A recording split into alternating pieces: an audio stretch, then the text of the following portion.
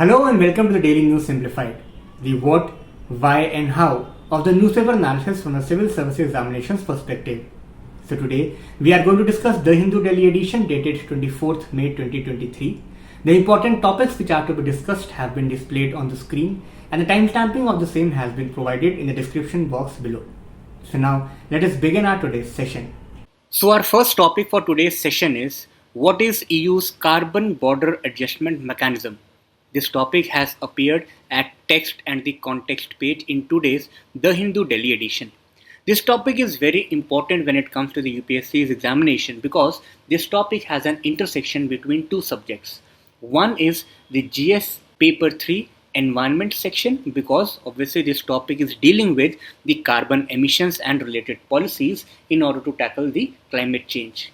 Second is GS paper 3 but economy section because this policy is going to impact the international trade as well and it is going to affect the economic interests of various developing countries, especially India and China. So that is why this topic becomes important from the environment as well as from the economic perspective. The immediate context of this very news article is that recently several legislators at the European Commission signed the Carbon Border Adjustment Mechanism. It has been described as a landmark tool to put a fair price on the carbon emitted during the production of carbon-intensive goods. But is it really a fair price? We will discuss it in today's session. So there are certain key facts related to this. We will come to this aspect later, but first we shall understand that what exactly do we mean by the carbon border adjustment mechanism. So as we all are aware about the fact that the world is fighting the climate change and almost every responsible country or the region is coming up with the respective national policies and laws in order to maintain the balance between the environmental responsibility as well as economic desirability.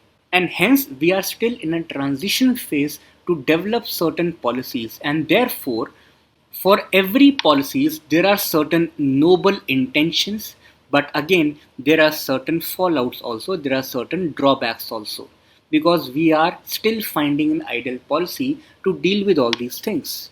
And in this very relation, the European Union has come up with the carbon border adjustment mechanism.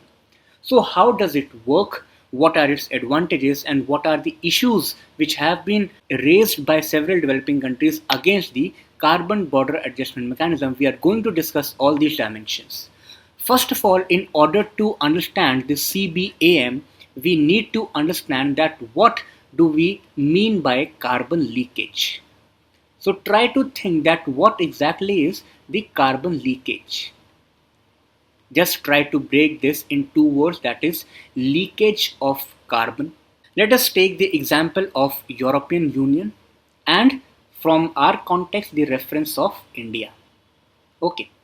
So basically in European Union or in the developed economies, the Western economies, we know that the climate related laws are very stringent. For example, in European Union, they have the ETS mechanism. ETS basically stands for the European Trading System. Under this European Trading System or the ETS, various companies and industries are provided with some emission allowances, also known as EAs, that is emission allowances. According to these emission allowances, every industry or every company is permitted to release a certain amount of greenhouse gases only. Basically, the emission allowances put the cap on the release of the greenhouse gases by respective industries. So that means that industries are not permitted to release these greenhouse gases beyond a certain limit. And these emission allowances are offered in terms of carbon equivalent, which means 1 ton of carbon equivalent is equals to 1 unit. In common language, you can understand these as the carbon certificates, right? So now let us move forward.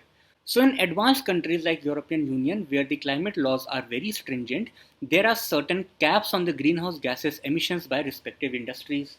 If let us assume that on a particular industry there is a capping of let's say 50 units, that the industry cannot release its greenhouse gases more than 50 units. But somehow if this industry is releasing or is emitting the greenhouse gases, let's say 60 units, that is 10 units in excess of the capped value which was forced on it, then for this extra release of 10 units, these industries have to buy certain certificates, that is emission allowances, from the European Union, which in turn will mean that this industry, because it is buying these units, it has to pay for all that extra emission through which it has polluted the atmosphere. And let's say if that particular industry has released only 40 units, that means it has saved 10 units, it has reduced the 10 units of greenhouse gas emissions, then it will be having surplus emission allowances which now it can sell. So till now, is it clear that how is it working in European Union? Now let us move forward, that because these climate laws are very stringent and directly or indirectly it increases the cost of production of these industries. So in order to reduce their cost of production and increase their profit margin, what these industries do, they outsource their production to different countries, for example India and China, where the climate laws are not very stringent. That means the climate laws are relaxed in these countries.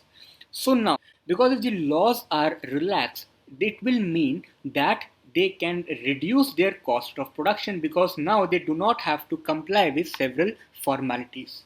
So they will outsource their production mechanisms in those countries where the laws are relaxed. And then again they will import the final products or the raw materials or whatever the case is. They will now import back the products from India or China to the European Union. Now, if you have understood this whole mechanism, now let us look at certain implications. Let's say at European Union the units which were capped was 50, but now because these industries have outsourced their production mechanisms in the countries like China and India where the laws are less stringent, which in turn will mean that now they can release, let's say, 100 units also. So what has happened? Because of these stringent climate laws which were enacted in order to reduce the greenhouse gas emissions, certain loopholes have been created, and in a way these laws has increased the carbon dioxide emissions. They were designed to reduce it, but the overall CO2 emissions have increased because now the 100 units are released into the atmosphere. And this mechanism is known as the carbon leakage. So in order to stop this climate leakage, the European Union came up with the carbon border adjustment mechanism. Now how it will work? Let's say the industry is again importing the products from India or China. So now they have to pay tax, because these products which are being imported from India and China to the European Union are now much more carbon intensive. Now because higher carbon emissions were released from India and China, so the importers in European Union have to pay for it. Nevertheless, it is also provided in the law that if this excessive carbon emissions is already been taxed in country like India, then the amount for the importer can be reduced in European Union to avoid the double taxation. However, the concept is that because now the carbon intensity was increased in order to make some product, so that is why for it the importer has to pay certain tax. This will also be applicable to the non-EU producers, which means let's say there was some industry from India or China itself, it was making some product, it was then exporting that product to the European Union. Now because this product was also very carbon intensive, so the European Union will tax the products being originated from India and China in order to tackle their carbon emissions. Till now, if it is clear to you, you can very well imagine that this will increase the cost of Indian products. So this is the first and the foremost issue. If the cost of the Indian products is increased in Europe, then it will reduce the competitiveness of the Indian products. Second issue is that there are huge chances of misusing this particular law by the European Union. For example, similarly, the case between India and European Union lies in regard of the sanitary and phytosanitary barriers. So in similar sense, the European Union can misuse the law in order to increase the cost of Indian products and reduce the competitiveness. Next issue is related to the free trade agreements, because India is negotiating with the European Union.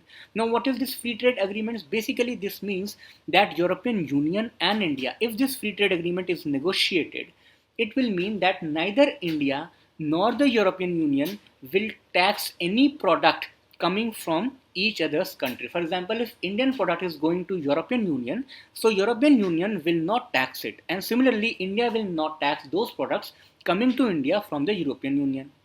That means that free trade agreement is basically based on zero taxation policy.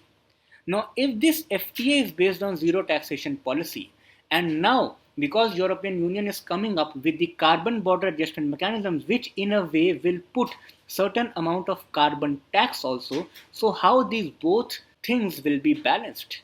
Because additional carbon tax over and above the FTA will ultimately hurt the interest of the developing countries. Next, India also says that it goes against the spirit of World Trade Organization's concept of free and fair international trade. So these are certain issues related to the carbon border adjustment mechanism. If you have understood this whole concept, let us look at certain key facts related to the carbon border adjustment mechanism. Basically, we have read this, that there is an EU emission trading system ETS which puts the cap on GHG emissions. According to this system, there are certain emission allowances which are measured with respect to the 1 ton of CO2 equivalent. So these emission allowances are given there for every industries. This carbon border adjustment mechanisms will come in effect from 2026. According to this, the importers in the European Union are to provide information regarding their emissions as well as the products which they are importing on quarterly basis. So initially, the industries which are taken under this CBAM mechanisms are those industries which are highly carbon intensive. For example, iron and steel, aluminium, cement, fertilizers, electricity, as well as hydrogen. However, this CBAM also says that by 2026, plastics and chemicals will also be incorporated, and by 2030, all those sectors will be incorporated under CBAM, which presently are there under ETS, that is emission trading system. This CBAM is basically a part of European Union's plan to cut the GHG emissions by 55% by 2030, measured with respect to 1990s level. And this is provided under the European Climate Law. So this was basically everything related to the carbon border adjustment mechanisms. Here we have discussed the concept of carbon leakage, CBAM, how this ETS and emission allowance system works, what are various issues raised by India and other developing countries in regard of increasing cost of products, reduced competitiveness, potential misuse of the law, issues with respect to free trade agreements, and issues with respect to the WTO. So this was all in relation to today's topic of what is EU's carbon border adjustment mechanism. This topic has appeared at page number 10. The topic reads, The Paradox of BRICS, Its New Pathway. Now this has appeared in the article section and is a beautiful analysis on the paradox of the organization named as BRICS. We all know it stands for Brazil, Russia, India, China, and South Africa. So this topic is mainly relevant from the General Studies Mains Paper 2 section because it has an international relation as an important component. This organization is also important when it comes to the prelims examination. So today we will be discussing all the viewpoints which are mentioned in this particular article. Further, the important dimensions associated with the BRICS, which are relevant for the UPSC's examination in mains. So first of all, what does this article talks about? It basically talks about the paradox. It says that on one hand, this organization has faced several challenges, be it was the time of COVID-19 when the economies of all these countries in the BRICS organization was shattered, be it the Galwan or the Doklam clash between India and China, or be it the Russia-Ukraine war. This organization could not perform very well to avert these crises. So basically, all these crises point out towards the failure of BRICS. But on the other hand, despite all these issues, all these failures, there are around 19 countries who are willing to join, who are standing in the line to join the BRICS organization. So this aspect basically points out towards the success of the BRICS. Further, there are several institutional arrangements also which was created by BRICS. For example, contingency reserve arrangement mechanisms, new development bank, etc. All these show this success. So basically, this is the paradox that despite all these failures, why these countries want to join BRICS. So here are certain reasons behind the expansionism of BRICS. The author says first, it is viewed by various countries that BRICS should be expanded in order to challenge the dominance of the Western countries, especially the grouping of G7, in order to take policy decisions to govern the world. Second, all these countries view BRICS as an important grouping, and therefore there is a feeling of FOMO, that is fear of missing out, because this grouping has important countries like China, India, Russia, along with this South Africa as well as Brazil, representing the major continents also. So these organizations feel that this grouping is very important and we should join it. Further, there are other regional groupings also, but these countries are not able to join those groupings because of the very strict criteria, and the doors have already been closed for the other groupings. So that is why this is an important opportunity for these countries. Further, it is also felt that in today's time, multilateralism is becoming ineffective. The clashes between the countries are increasing.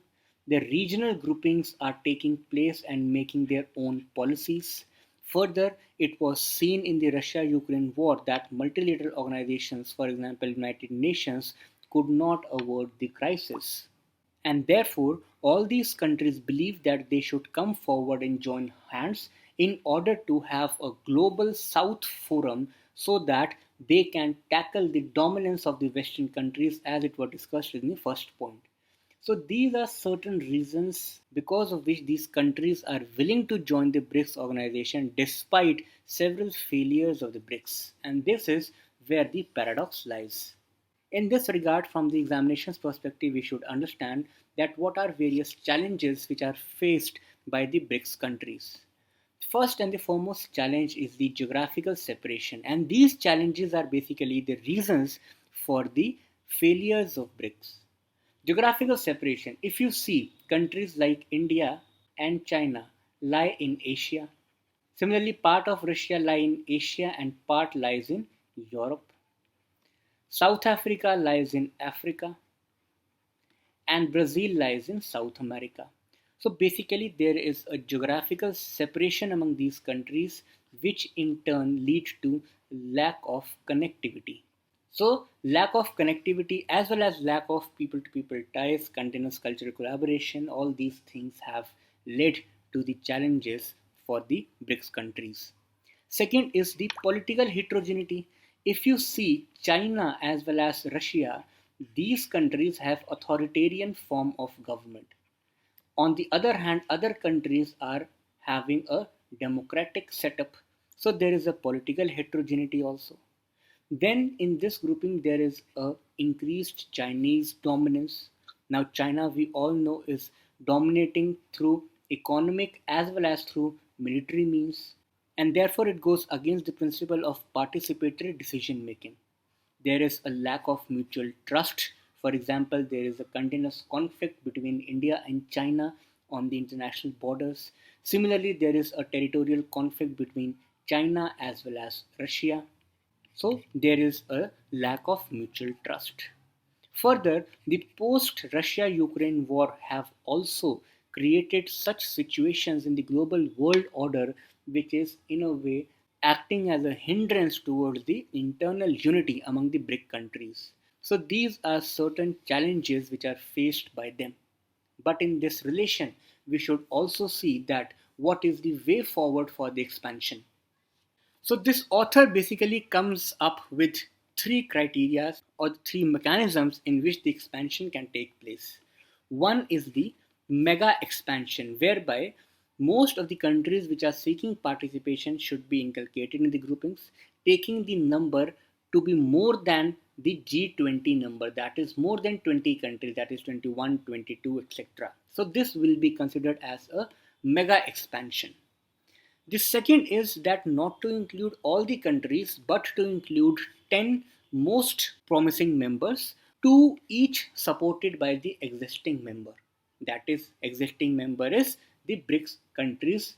The third mechanism is admitting only the 5 members and each member being supported by the existing member. So there are three ways in which the BRICS can expand itself. Further, towards the end, we should also know the importance of BRICS for India. The first and the foremost importance is the geopolitical advantage because it provides an opportunity for India to balance the increasing Russia-China closeness. India has very good relations with Russia, so it can leverage Russia's influence over China also. The second is the global economic order. As we know that all these countries share a common objective of reforming the international financial and monetary system. Therefore, all these countries must be together and BRICS is the appropriate platform for this. The third is the voice of the developing nations because BRICS has emerged as the voice of the developing countries at various regional as well as multilateral platforms including the United Nations. Further, as we all know that India faces the issue of cross-border terrorism, the BRICS provide a platform for India to galvanize its efforts against terrorism. And all these countries have taken a strong stand against terrorism. Further, India is actively pursuing its membership for the UNSC as well as Nuclear Suppliers Group. Now, in both these aspects, China forms the major roadblock, and therefore BRICS provide an opportunity to actively engage with China and gain its support. Similarly, as we have already discussed, there are some international successes also. For example, New Development Bank, which is a multilateral development bank, was set up by these BRIC countries. It approved its first set of loans, which included a loan of 250 million US dollars in respect of India for multi-tranche finance facility for renewable energy financing scheme. Basically, this new development bank has granted a huge amount of loan for India's benefit. So there are certain advantages which BRICS offer for India. And that is why India must take steps in order to strengthen the BRICS organization further. Now, if you analyze the previous year questions also, especially in the preliminary examination, you can find that every year at least 1 to 2 questions are asked on the basis of international groupings, regions, or organizations. For example, the question related to the BRICS organization was asked in 2014. There were two statements given, and you had to find the correct statement out of these given two statements. The question said that, with reference to a grouping of countries known as BRICS, consider the following statements. The first summit of the BRICS was held in Rio de Janeiro, and the second statement said that South Africa was the last to join the BRICS grouping. So now let us go through some of the key facts related to the BRICS organization. Now the BRICS was formalized during the first meeting of the BRICS foreign ministers in New York in September 2006. Now, this is important that in New York it was formalized, but the first BRICS summit was held in Russia in 2009. So by this date, we have BRIC organization. BRIC is for Brazil, Russia, India, and China. Importantly, India is the founding member of this organization. But more importantly, South Africa is still not there. So the question is, when did South Africa join? South Africa joined in New York again in September 2010. Now, because in 2010 BRICS was formed, so this is very important. BRICS, South Africa, this organization was formed in 2010 in New York, and that is why the 10th anniversary of BRICS organization was celebrated last year only by the leaders, that is in 2020. Out of all these summits, the most important summit of BRICS is the 6th BRICS summit, which was also known as Fortaleza Declaration. And this summit was so important that India has termed this particular summit as the second cycle of the BRICS summit. Now, Fortaleza Declaration also inaugurated the New Development Bank. Now, New Development Bank is the BRICS Bank, which was established in order to develop alternative arrangements to the IMF as well as World Bank. However, the official document says that it is not in competition to the IMF or World Bank. Rather, it is to support IMF and World Bank in their global goals of financial inclusion, etc. So these were some of the historical key facts related to the BRICS organization. In relation to this, only one important terminology, that is Sherpa mechanism, also comes. Now, what do you understand by Sherpa? This Sherpa refers to the representative of the states or governments.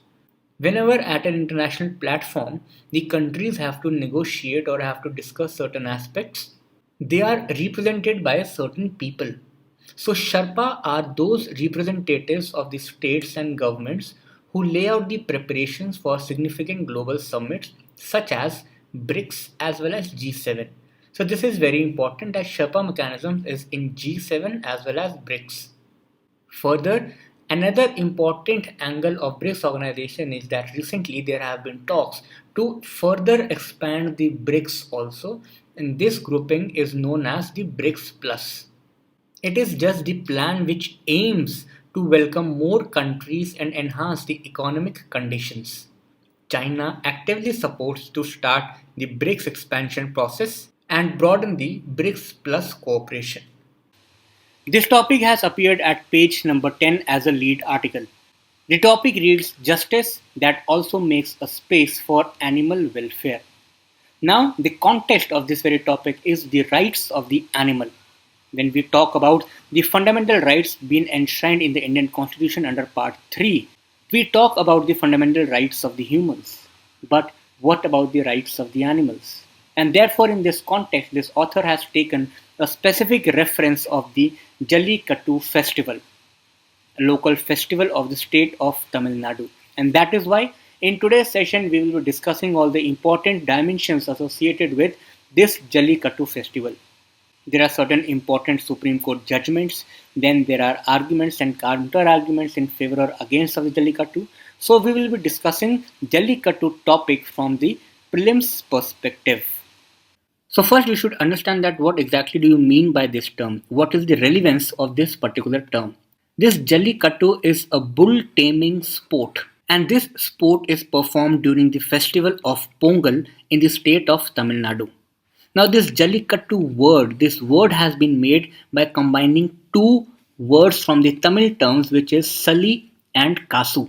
So in this particular sport, the prize money is tied to the horns of the bull and the people are asked to tame that particular bull. So that is why it is a bull taming sport. Now this is not a new sport. You will be surprised to know that the sport is continuing for around 3 to 4 thousands of years because the seals which were discovered at the site of Mohenjo-daro, which was the prominent site of the Harappa civilization, that particular seal also mentioned Eru Thazuval, which is embracing the bull. So that means that it also has the historical relevance that the seals of the Harappan age also have certain evidences which shows that people of that particular phase were also interested in such type of sports. But if today's time is concerned, this Jallikattu is restricted to the state of Tamil Nadu.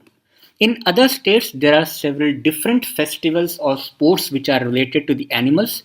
For example, we have Kambala in Karnataka, Dhirio in Goa, etc. So the background of this particular case or the context which today we are discussing is that in 2014, the Supreme Court in Animal Welfare Boards of India versus A. Nagaraj case banned this particular practice because Supreme Court was of the opinion that this particular practice violates the rights of the animals. But against this particular judgment, there was a statewide protest by the people because people felt this Jallikattu festival is an integral part of the Tamil culture, and banning this practice altogether will hurt the cultural as well as religious rights of the Tamils. So that is why there was a statewide protest. And because of this very protest, the state government of Tamil Nadu passed the Prevention of Cruelty to Animals Tamil Nadu Amendment Ordinance 2017, which later on was also passed as an act. So in this particular ordinance or act, Tamil Nadu government came up with certain practices, certain rules and regulations which are to be followed during this Jallikattu festival so as to ensure the balance between the rights of the animal as well as the cultural rights or the likings of the Tamils. But against this particular act, there were several environmentalists which filed a petition in the Supreme Court. So there are some important questions in front of Supreme Court. First is that whether the Jallikattu should be granted the constitutional protection as the collective cultural right under Article 29 Clause 1 of the Fundamental Rights of Indian Constitution.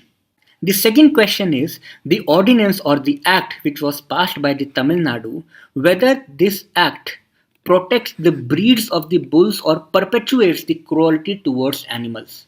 Because according to the state government, they say that the act was passed in order to protect the breeds of these bulls. But the petitioners say that this particular act perpetuates the cruelty towards animals.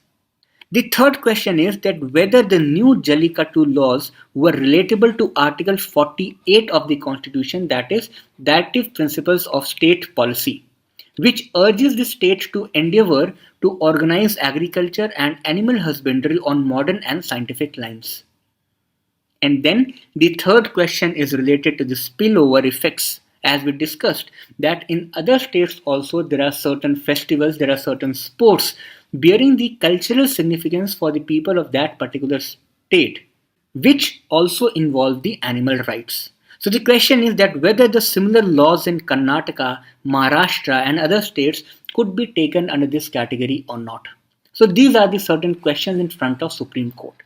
However, from the examination's perspective, these questions gives us a signal that there are certain arguments which are in favor of the Jallikattu and then there are certain arguments which are against this practice.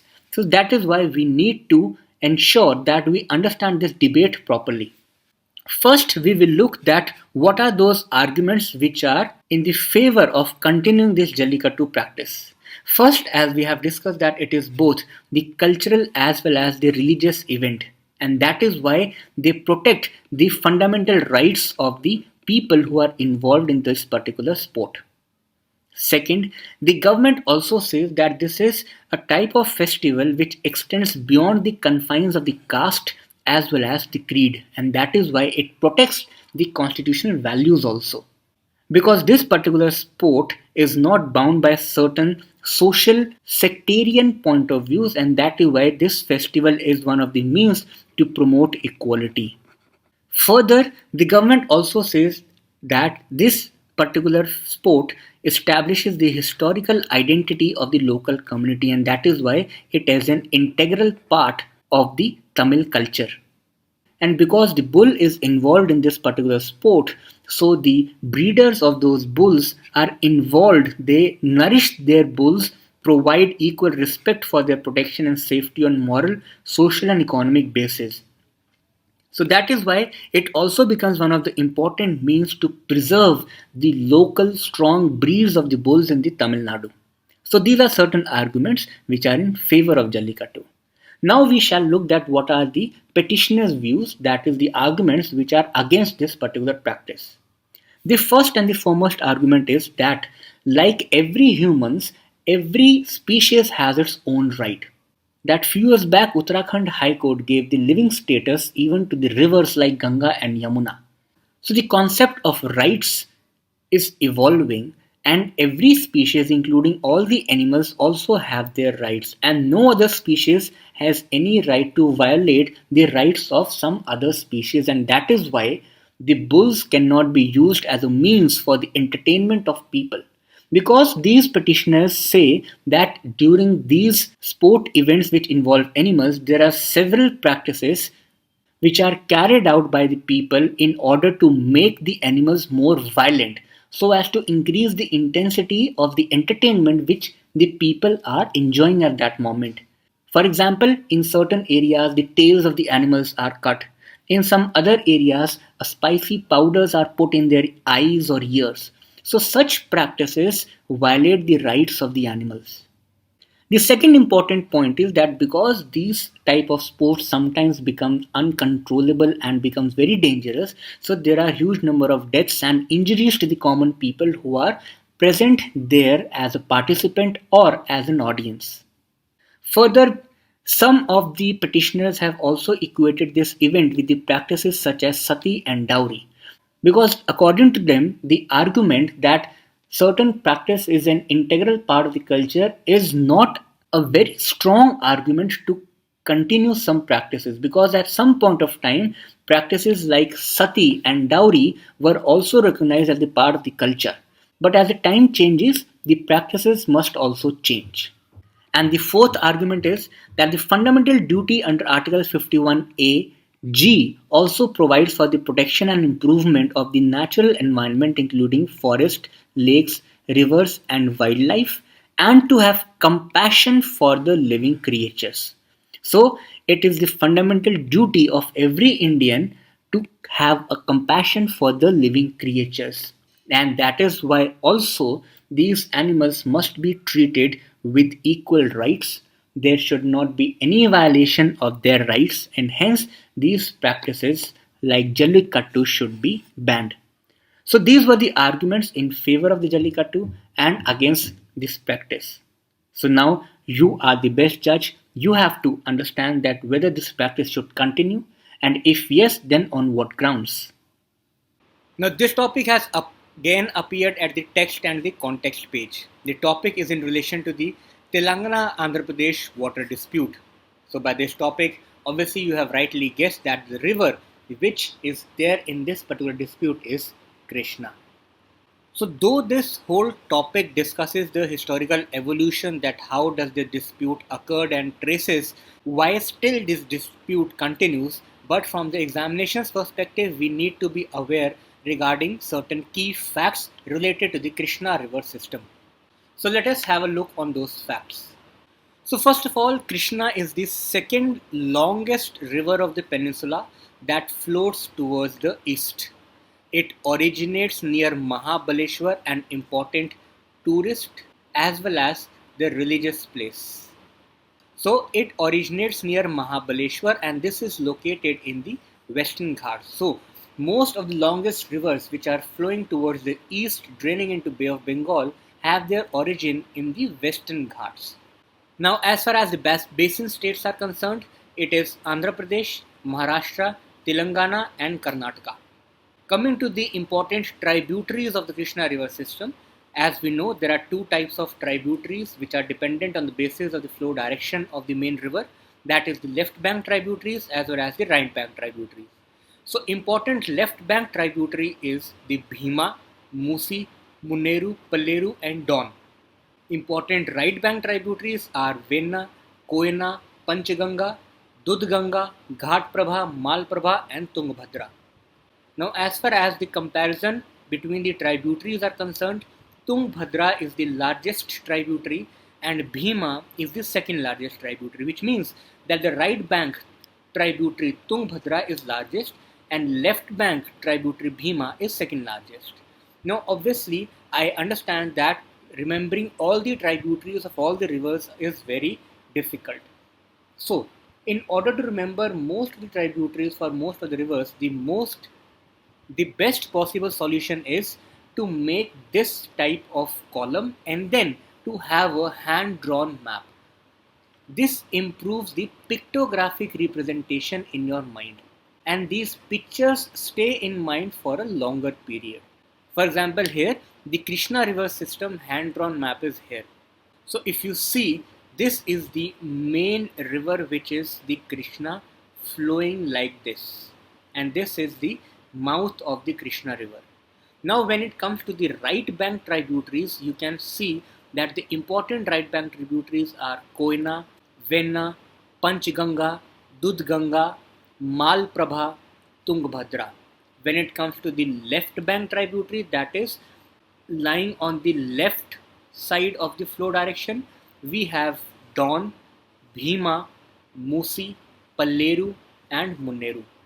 Important Shiv Sagar lake is there on the Koyna river.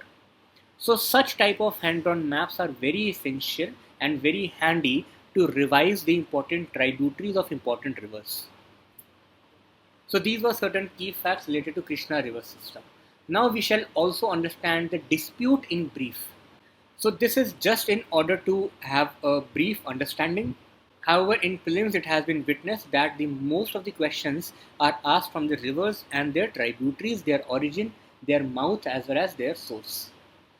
So in 1969 there was a Bachavat tribunal, and it was constituted to settle the dispute around the water share among the riparian states of Krishna, which at that point of time were three: Maharashtra, Karnataka and Andhra Pradesh, because that point of time Telangana was not there, right? So the tribunal allocated 811 TMCFT. TMCFT is basically a unit to measure the river flow or river volume in India. Its full form is 1000 million cubic feet. So tribunal allocated 811 TMCFT dependable water to the Andhra Pradesh. Later on, after the bifurcation of Andhra Pradesh, the Andhra Pradesh government apportioned this 811 in ratio of 512 and 299. This 512 TMCFT was given to Andhra Pradesh and 299, that is a lesser share, to Telangana.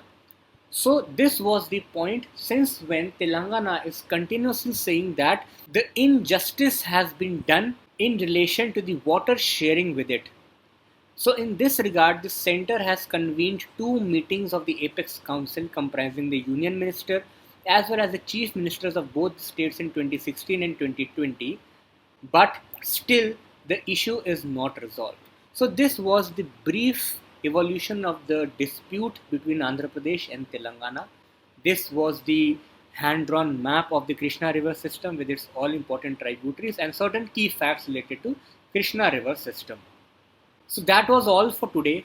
All the very best and study hard.